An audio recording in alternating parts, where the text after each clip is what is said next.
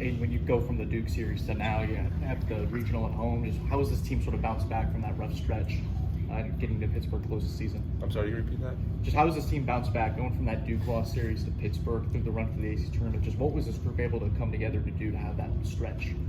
I would say just staying on the course and staying consistent with our routines. I mean, you're going to go through downs and ups in the season, but I mean, sometimes you just got to work through it. It's just one of those things. I mean, we made a couple changes, just try to have a little bit more fun on the field, not try to put too much pressure on ourselves. So, just keep staying consistent with everyone's like routines and stuff like that. But yeah, I would just say just probably have the main focus was to have more fun for sure. Glad you said routines because you're a routine guy, right? And you're used to pitching on Friday, but postseason you may pitch on a Thursday like you did. You may have to go on a Saturday. You may have to throw. How do you keep yourself in kind of the zone, not knowing that you're on the same routine as all day during regular season? Yeah, you kind of have to just play it day by day. I mean, throughout the course of the season, I had a couple of starts that were on 6-day schedules where usually it's every 7 days.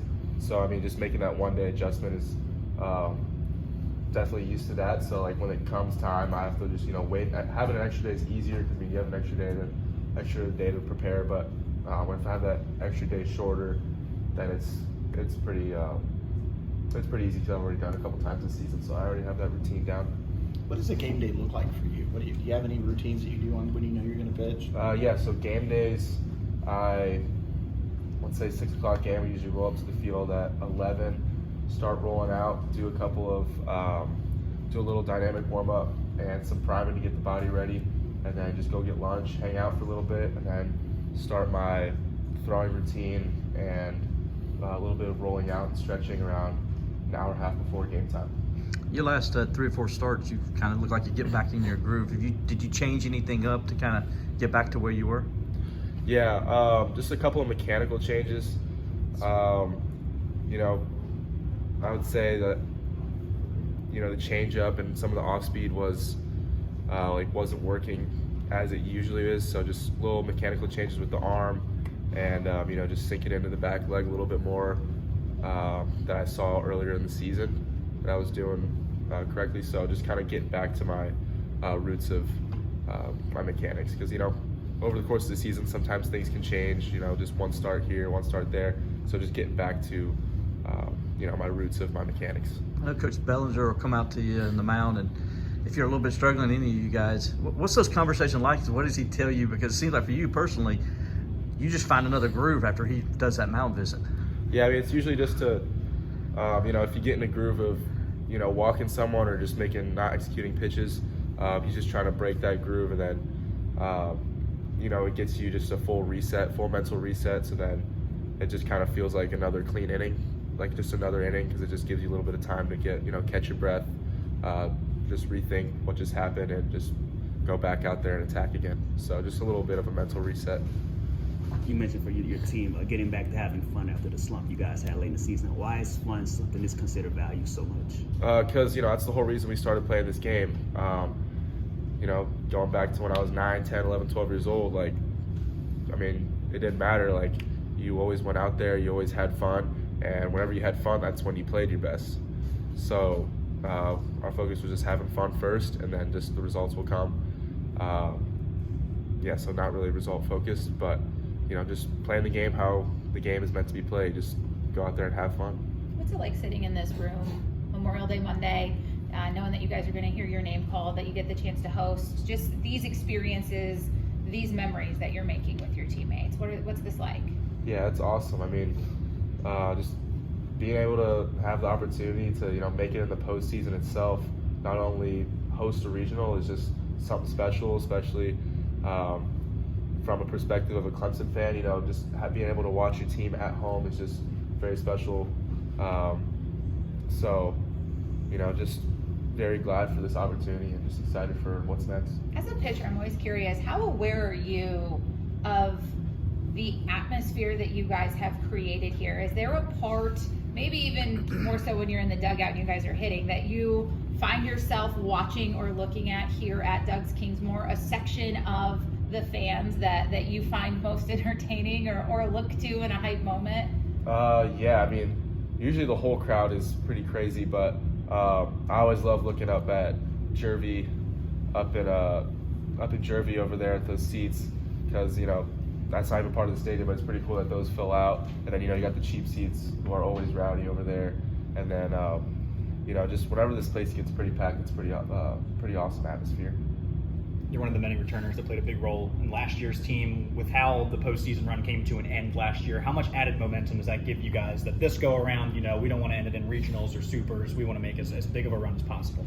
Yeah, 100%. I mean, starting from that day, every day after last year's super regional, that's been kind of the thing that's been, for the returning guys, that's been one of those things that's stuck in every one of the back of our heads. So every day of training, every workout, every lift, everything, every time we come to this field, that's always something we're thinking about. And, that time is coming up here pretty soon, and just excited to go ahead and attack it. Being able to make such a deep run in a single elimination ACC tournament like you guys were able to do, how much does that help now? I know it's double elimination in regional play, but just knowing that you guys have been through that essentially like win or go home type of mentality the past couple of weeks. Yeah, I mean, as Coach Backage says, we had the ACC tournament, and his whole thing was, just play the tournament. So we played that tournament, just took it one game at a time, did what we could to just win every single game, and we're gonna do the same thing for this next tournament. We got our first game is against Upstate, and that's gonna be our main focus right now. Random question. Coach Baggage does those in-game interviews on TV, and he always hands it off to one of you guys. Do you remember the first time he just kind of handed you the headset or said? I think it was this year. I'm not sure. Maybe 2 months ago. I don't remember if he handed it off to me, but I remember being on the headset a couple times. So yeah. Are you surprised that he started doing that, or kind of why do you think that happens? I just think he wants I would say the fans to get our perspectives and just get our perspectives as a team. Just kind of give the fans more insight on what it's like to be part of the team. Does anything Eric Backage do ever surprise you? Yes, a lot of the things he does surprise me. Okay. That's what makes him good. Chufo talked about your guys' mentality of good when maybe something doesn't go right. Yeah. It's good, Yes. As a pitching staff, for you individually, how do you use that? How has that mindset and approach benefited you? Yeah, I mean, you can use it in any way possible. Like as a pitcher, you give up a home run, you can't really go back and change it, but you know what you can do what you can do better on the next pitch. So give up a home run, all right, good. I know what I did. I know what I messed up on. I know how I can change it. Let's get it on this next pitch right here. So just being able to move past that adversity, that's what that cue is for. How has that worked amongst each other to have such a quick word to say to remind your teammate or for them to remind you of just moving forward, turning that page and learning from it? How beneficial is that to have created that shorthand for you guys, and how often do you guys use that with each other? Yeah, I mean, it's very beneficial because everyone on the team knows what it means. So as soon as they hear it, boom, it just sends off a trigger into their head. So like if someone's up to bat, takes a pitch that maybe they probably should have swung at and they know they messed up or something like that, someone in the bunker would just yell good, and then they would just kind of, hear that, understand it, flush it, and move on to the next pitch and be ready to go. Anything else, Brady? Do you have any examples of things Coach Baggage just done that surprised you?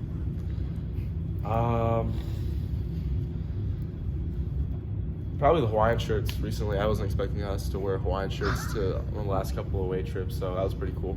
It's very surprising. Any reason why? I mean, it's just fun. Why not? Why not wear Hawaiian shirts The on the road trip? Bananas as a whole, the friendship with them, was that surprising? Yeah, it was. I did not expect us to be playing the Savannah Bananas. That was pretty crazy.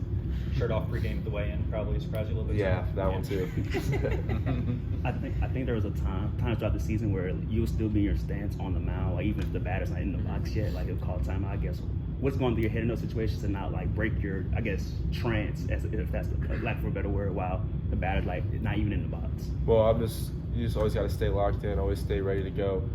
You know, I like to work quick as a pitcher, and you know, you see guys that go in the box, they like to, you know, take their time and try to slow me down. I'm not going to let them slow me down, so I'm just going to keep doing what I do.